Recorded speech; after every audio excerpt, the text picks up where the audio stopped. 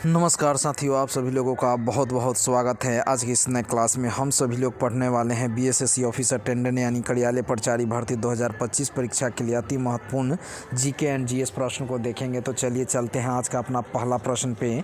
तो आज का अपना पहला प्रश्न है कि टिस्को संयंत्र किसके नज़दीक स्थित है। तो आप लोग बताएंगे कि टिस्को संयंत्र किसके नज़दीक स्थित है। तो इसका करेक्ट आंसर होगा टाटा नगर यानी option number C correct answer होगा। अब चलते हैं नेक्स्ट प्रश्न यानी 2 नंबर प्रश्न पे।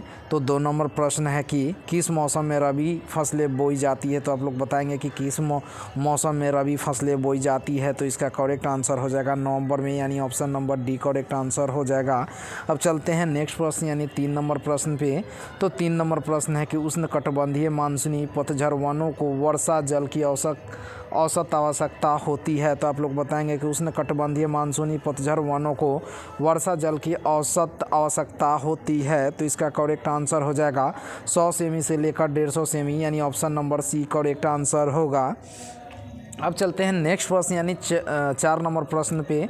तो 4 नंबर प्रश्न है कि भारत में सबसे बड़ा नदी पर निर्मित पुल कौन सा है। तो आप लोग बताएंगे कि भारत में सबसे बड़ा नदी पर निर्मित पुल कौन सा है। तो इसका करेक्ट आंसर हो जाएगा भूपेन हजारिका सेतु यानी option number A correct answer होगा। अब चलते हैं नेक्स्ट प्रश्न यानी 5 नंबर प्रश्न पे। तो 5 नंबर प्रश्न है कि निम्न में से कौन सा अक्षांश बिहार में से होकर गुजरता है। तो आप लोग बताएंगे कि निम्न में से कौन सा अक्षांश बिहार में से होकर गुजरता है। तो इसका करेक्ट आंसर हो जाएगा 5 नंबर का कर्क रेखा यानी option number C correct answer होगा। अब चलते हैं नेक्स्ट प्रश्न यानी 6 नंबर प्रश्न पे। तो 6 नंबर प्रश्न है कि भारतीय इतिहास में लॉर्ड विलियम बेंटिक को निम्नलिखित में से किसका श्रेय दिया गया है। तो आप लोग बताएंगे कि 6 नंबर का करेक्ट आंसर क्या होगा। तो इसका करेक्ट आंसर हो जाएगा सती प्रथा उन्मूलन यानी option number C correct answer होगा। अब चलते हैं नेक्स्ट प्रश्न यानी 7 नंबर प्रश्न पे। तो 7 नंबर प्रश्न है कि निम्नलिखित में से किस राज्य में चुनाव आयोग ने पंचायत चुनाव में 50% सीट महिलाओं के लिए आरक्षित किया है। तो आप लोग बताएंगे कि निम्नलिखित में से किस राज्य में चुनाव आयोग ने पंचायत चुनाव में 50% सीट महिलाओं के लिए आरक्षित किया है। तो इसका करेक्ट आंसर हो जाएगा असम में यानी option number D correct answer होगा। अब चलते हैं नेक्स्ट प्रश्न यानी 8 नंबर प्रश्न पे।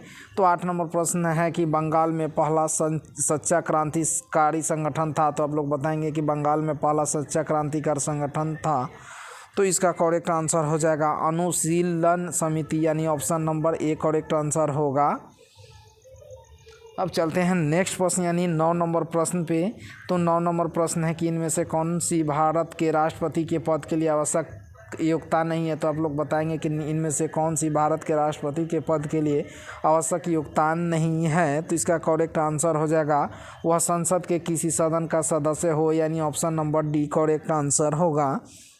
अब चलते हैं नेक्स्ट प्रश्न यानी 10 नंबर प्रश्न पे। तो 10 नंबर प्रश्न है कि भारतीय संविधान के संदर्भ में निम्नलिखित में से कौन सा कथन सही है।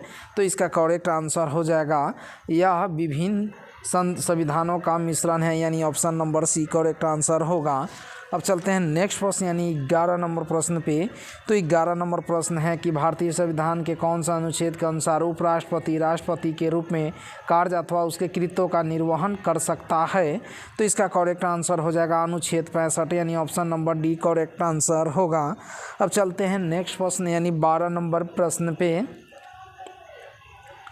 तो 12 नंबर प्रश्न है कि किसका इकाई का मूल कागजी स्वर्ण के रूप में किया जाता है। तो आप लोग बताएंगे किस इकाई का मूल कागजी स्वर्ण के रूप में किया जाता है। तो इसका करेक्ट आंसर हो जाएगा SDR यानी option number C correct answer होगा। अब चलते हैं नेक्स्ट प्रश्न यानी 13 नंबर प्रश्न पे। तो 13 नंबर प्रश्न है कि रिवर्स रेपो रेट में वृद्धि से। तो आप लोग बताएंगे कि रिवर्स रेपो रेट में वृद्धि से। तो इसका करेक्ट आंसर हो जाएगा तरलता घटाती है यानी option number B correct answer होगा। अब चलते हैं नेक्स्ट प्रश्न यानी 14 नंबर प्रश्न पे। तो 14 नंबर प्रश्न है कि पुरुषों के मुकाबले महिलाओं का कम रोजगार में होना संकेत करता है। तो आप लोग बताएंगे कि पुरुषों के मुकाबले महिलाओं का कम रोजगार में होना संकेत करता है। तो इसका करेक्ट आंसर हो जाएगा ऑप्शन नंबर सी ए एवं बी दोनों। अब चलते हैं नेक्स्ट प्रश्न यानी 15 नंबर प्रश्न पे। तो फ्रंटियर गांधी किसे कहा जाता है। तो 15 नंबर का करेक्ट आंसर हो जाएगा खान अब्दुल गफ्फार खान को यानी option number B correct answer होगा। अब चलते हैं नेक्स्ट प्रश्न यानी 16 नंबर प्रश्न पे। तो 16 नंबर प्रश्न है कि स्वराज पार्टी का प्रथम सम्मेलन कहाँ हुआ। तो आप लोग बताएंगे कि स्वराज पार्टी का प्रथम सम्मेलन कहाँ हुआ। तो इसका करेक्ट आंसर हो जाएगा इलाहाबाद में, यानी option number B correct answer होगा। अब चलते हैं नेक्स्ट प्रश्न यानी 17 नंबर प्रश्न पे। तो 17 नंबर प्रश्न है कि भारत का विभाजन किया गया था। तो आप लोग बताएंगे कि भारत का विभाजन किया गया था। तो इसका करेक्ट आंसर हो जाएगा माउंटबेटन योजना 1947 द्वारा, यानी option number C correct answer होगा। अब चलते हैं नेक्स्ट प्रश्न यानी 18 नंबर प्रश्न पे। तो 18 नंबर प्रश्न है कि निम्नलिखित का सही कालानुक्रमिक क्रम बताइए। तो 18 नंबर का करेक्ट आंसर हो जाएगा option number B correct answer होगा। अब चलते हैं नेक्स्ट प्रश्न यानी 19 नंबर प्रश्न पे। तो 19 नंबर प्रश्न है कि बंगाल विभाजन की घोषणा कब की गई। तो आप लोग बताएंगे कि बंगाल विभाजन की घोषणा कब की गई। तो इसका करेक्ट आंसर हो जाएगा 19 जुलाई 1905 ईस्वी में, यानी option number A correct answer होगा। अब चलते हैं नेक्स्ट प्रश्न यानी 20 नंबर प्रश्न पे।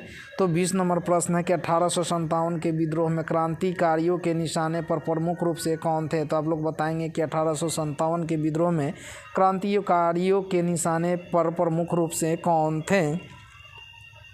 तो इसका करेक्ट आंसर होगा जमींदार, यानी option number C correct answer होगा। अब चलते हैं नेक्स्ट प्रश्न यानी 21 नंबर प्रश्न पे।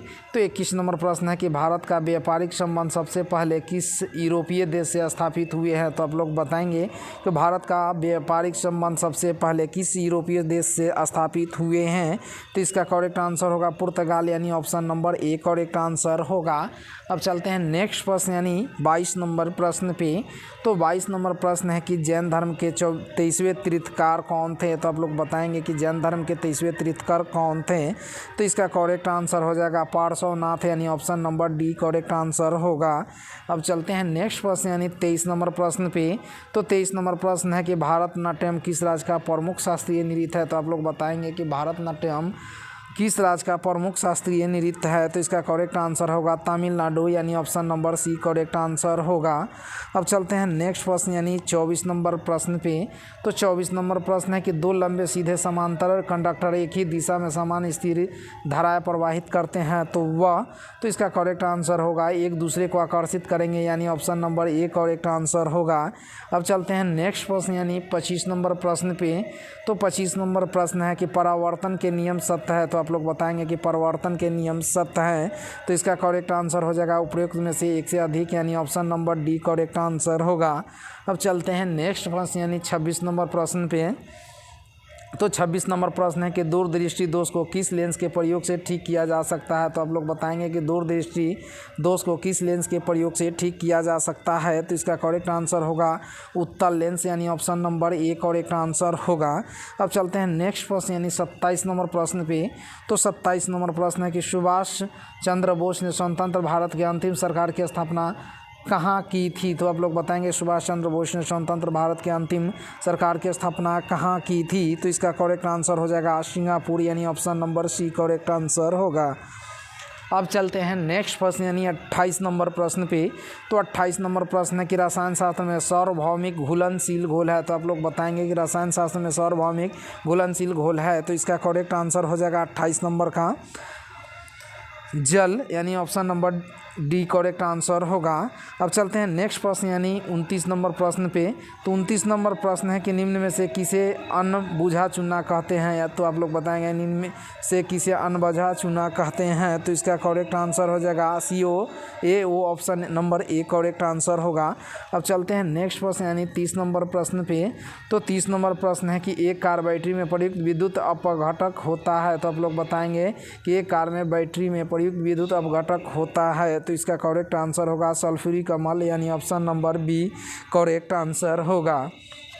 अब चलते हैं नेक्स्ट प्रश्न यानी 31 नंबर प्रश्न पे। तो 31 नंबर प्रश्न है कि निम्न में से कौन सा मावा प्रजनन तंत्र का भाग नहीं है। तो आप लोग बताएंगे कि निम्नलिखित में से कौन सा मावा प्रजनन तंत्र का भाग नहीं है। तो इसका करेक्ट आंसर हो जाएगा शुक्रवाहिका, यानी option number C correct answer होगा। अब चलते हैं नेक्स्ट प्रश्न यानी 32 नंबर प्रश्न पे। तो 32 नंबर प्रश्न है कि आनुवंशिकता की सबसे छोटी इकाई क्या है? तो आप लोग बताएंगे आनुवंशिकता की सबसे छोटी इकाई क्या है? तो इसका करेक्ट आंसर हो जाएगा जीन, यानी option number C correct answer होगा। अब चलते हैं नेक्स्ट प्रश्न यानी 33 नंबर प्रश्न पे। तो 33 नंबर प्रश्न है कि पर्यावरण संरक्षण के बारे में जागरूकता फैलाने में सहायक पुस्तक साइलेंट स्प्रिंग के लेखक कौन है? तो आप लोग बताएंगे कि पर्यावरण संरक्षण के बारे में जागरूकता फैलाने में सहायक पुस्तक साइलेंट स्प्रिंग के लेखक कौन है? तो इसका करेक्ट आंसर हो जाएगा रेचल कार्सन, यानी option number B correct answer होगा। अब चलते हैं नेक्स्ट प्रश्न यानी 34 नंबर प्रश्न पे। तो 34 नंबर प्रश्न है कि सन 1931 में बिहार समाजवादी पार्टी का गठन किसने किया? तो आप लोग बताएंगे कि सन 1931 में बिहार समाजवादी पार्टी का गठन किसने किया? तो इसका करेक्ट आंसर होगा फूलन प्रसाद वर्मा, यानी option number A correct answer होगा। अब चलते हैं नेक्स्ट प्रश्न यानी 35 नंबर प्रश्न पे। तो 35 नंबर प्रश्न है कि डॉक्टर राजेंद्र प्रसाद को 9 अगस्त 1942 को गिरफ्तार करके कहाँ भेजा गया? तो आप लोग बताएंगे कि डॉक्टर राजेंद्र प्रसाद को 9 अगस्त 1942 को गिरफ्तार करके कहाँ भेजा गया? तो इसका करेक्ट आंसर होगा बांकीपुर जेल, यानी option number D correct answer होगा। अब चलते हैं नेक्स्ट प्रश्न यानी 36 नंबर प्रश्न पे। तो 36 नंबर प्रश्न है हाल ही में राष्ट्रपति द्रौपदी मुर्मू द्वारा राज्यसभा के लिए नामित 4 सदस्यों में निम्नलिखित में से कौन शामिल नहीं है? तो इसका करेक्ट आंसर हो जाएगा 36 नंबर का असीम कुमार घोष, यानी option number D correct answer होगा। अब चलते हैं नेक्स्ट प्रश्न यानी 37 नंबर प्रश्न पे। तो 37 नंबर प्रश्न है कि रेलवे सुरक्षा बल यानी आरपीएफ की पहली महिला महानिदेशक के रूप में किसे नियुक्त किया गया है?